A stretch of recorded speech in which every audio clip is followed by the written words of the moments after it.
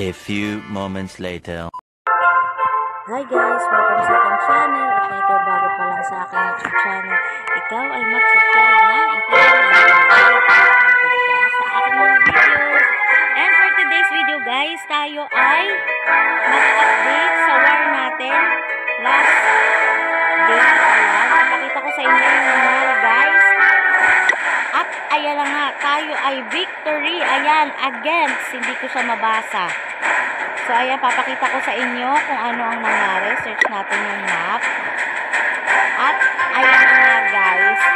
1 lang yung hindi natin na 3-star nila, guys. Nakita nyo yan. Si Wallbreaker ang bumira dyan. Panoorin natin, guys, yung attack ni Walter Bot.